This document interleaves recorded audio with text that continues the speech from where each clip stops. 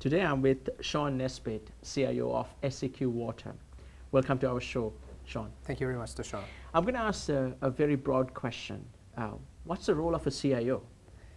So I have some very interesting views on CIOs and how I guess we're reshaping what the role does within an organization. And there's been a lot of talk around sort of chief information officer, chief digital officer. Yeah. My view, the role of a CIO in an organization is to take an overarching view of our information assets. So that some might be data, some might be human capital, and looking at ways of harnessing that information to drive competitive advantage for an organization. So from my perspective, my view is that it is a discipline that cuts across all domains in an organization, and that the CIO is uniquely positioned given that information flows across all domains in an organization. We are very uniquely positioned to take hold of that information and provide insights across the organization that may not necessarily have been available historically. Right. So taking your organization, Seqwater, what areas would a CIO have an influence on? It's an interesting one. So I think every organization is going to be different. The culture of every organization is going to dictate where and when it's appropriate for a CIO to necessarily get involved. Yeah. If I look at Seqwater, its genesis, and I guess given that it was an amalgamation of so many different organizations to form the now Seqwater, I see the CIO really cutting across every domain. So every area of the business collects information. Every area of the organization needs to use information to make better decisions. So, and again, one of the key measures or key points that I keep on making is whether it's a human doing a job or a robot doing a job, you still need information to effectively deliver that service. So my view is that within Seqwater, the CIO has a role to play across every domain in the organization. Right. As a CIO, what is your role or what is your take on innovation? So I think a CIO can be an incredible catalyst for innovation. But again, we come down to the culture of the organization, and I think we come down to the individual as well. Some people are great operators, and I think from a CIO perspective, if you want to drive innovation, you yourself need to have an entrepreneurial spirit. You also need to find ways of engaging with people to understand their business problem.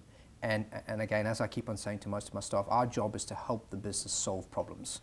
That's our value proposition. And again, whilst we're in a sort of a government context at the moment, I see the CIO's role really about taking intellectual property, seeing whether we can commercialize it, how can we generate revenue for the organization? Because my view is that IT, again, in a historical context, it's all about a sort of cost center. Yeah. My view is we need to flip that on its head as we move towards a sort of digital economy. The CIO is beautifully positioned to actually take that information and start using that intellectual property to generate revenue. So that's why it's my view that a CIO should be on the executive.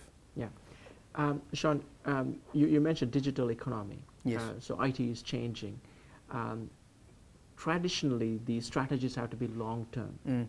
What is the CIO strategy now, considering that we're in the digital age?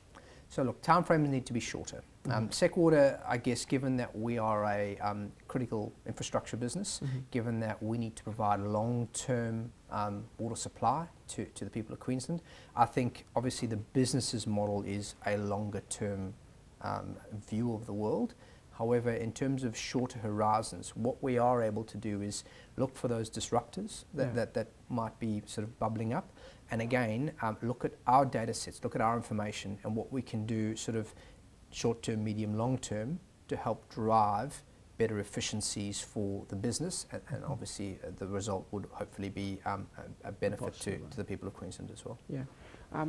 Typically, traditionally, we see IT as a lagging supporter. We rarely say that IT is a trigger of things.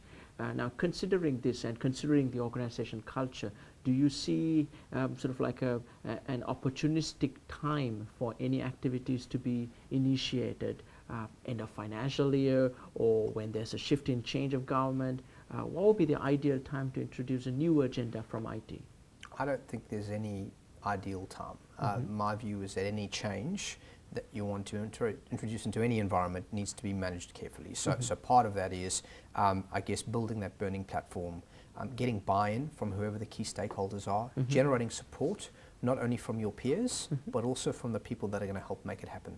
The reality is, as a leader, part of setting the agenda is getting the troops on board and getting buy-in from those that you're going to be working with to help support that agenda. Change management is a massive area for us as a CIO. Almost every technology piece we introduce, almost every information management discipline we introduce is a change agenda. It's a change management situation. So my view would be we are change agents as CIOs, and the time, I guess, we create our own burning platform. Right.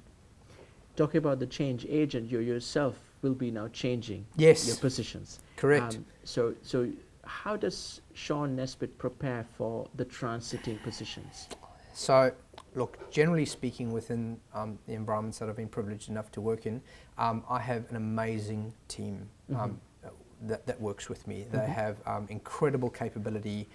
They are supportive, and again, one of the key things that I like to take into any organisation I go into is culture. Yeah. So really the culture we want to drive is one that's supportive, encouraging, and one that really clearly understands its role within the organisation to drive innovation and to drive change. So for me, exiting out, I'm privileged in that I've got some really strong staff that report to me that are, in my view, are more than capable of carrying on business as usual. Obviously, the agenda moving forward will be somebody else's to determine and somebody else's to drive. I've been very clear that my agenda and vision for the organisation has been bought into by the board, and that was a really, really good outcome for us. I think it's important to have that board endorsement of what you're trying to deliver. So for me, moving on, I have confidence in the organisation that I leave behind and the organisation that I'm joining. The challenge for me in that context is going to be understanding the organisation's culture and then, again, setting an agenda that is respectful of the current organisation's culture, but also quite tactfully trying to build that new culture that is innovative, that is supportive of the organisation, but it's also very resilient. Got to remember that often ICT, technology, digital, we can often be the whipping boys when things don't work out, and part of that is building that resilience within the group. When you prepare for the exit strategy, or when you prepare for the entry strategy, what do you take in? Do you take your brand? Do you take your personal enthusiasm? What do you take? What does get transferred between firms? So I think you've hit on some of that. So brand is a key one. So brand, I guess, is what you take to the market, what your value proposition is. I think it's important to understand what your value proposition is. So in my case, I'm there as a change agent. I'm there to help take organisations that may have ICT functions that may not necessarily be positioned properly and reposition them and redefine what their value proposition is, and then demonstrate that on a day-by-day basis. So fundamentally, my view is most organisations now cannot function without CIOs, without information. Yes, there's technology, but as we move to the cloud, it'll be less and less relevant around supporting speeds and feeds and wires and PCs and that sort of stuff. So personal brand is what I take in. Culture. So culture for me is something that I think is innate in each one of us, and each one of us will drive culture in the organisation that we go to. I think it's important to remember what your drivers are, what your values are, and to be consistent as you go into that new organisation. Right. So in the context of digital space, there are two kinds of views about CIOs. The long-term CIO that we used to see and the very short-term new breed of CIOs, they call it. Can you elaborate on the digital new CIO's role in the organisation? So I think the change in what we mean by CIO, I think traditionally in the old days, and I mean no disrespect to anyone who's come before me or will come after me, a lot of focus on technology, but also interpersonal skills and communication wasn't necessarily a strong pillar of ICT or the CIO. I think our ability to engage the business is one of the most critical capabilities that we need to start fostering. And I think we've discussed this in a previous conversation, Darshana. Often what's not taught in universities is how to engage, how to sell, how to be, how accountable. So those sorts of skills, understanding finance, understanding marketing, understanding sales, I think that's really important for the CIO, but understanding how to lead.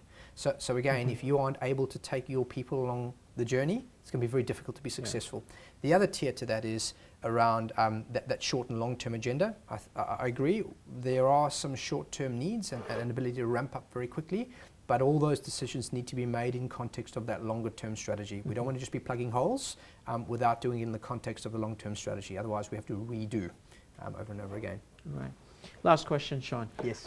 How do you see the role of technology?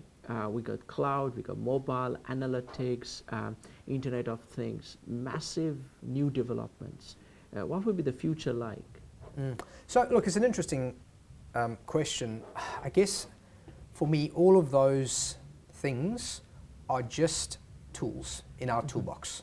The CIO's strength is taking all those tools, looking at our human capital. So again, and Forbes magazine had a comment in the latest edition around, over the last 50 odd years, we've tried to take human beings and make them more like machines.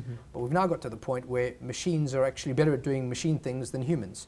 We need to get back at what humans are really good at, and that's that interpersonal skills. That's that problem solving and that understanding. We're never going to be able to process paperwork like a computer. So let's focus on what we're good at as humans, and that's that personal engagement. That's looking at all the options in the toolbox and looking at how we bring them together to deliver an outcome. So that's my view of what we would be wanting. That's what I'd certainly be wanting to see in the CIO as they grow and as they get more engaged as business change agents. Shaun Nesbitt, thank you very much for your time. Thank you very much.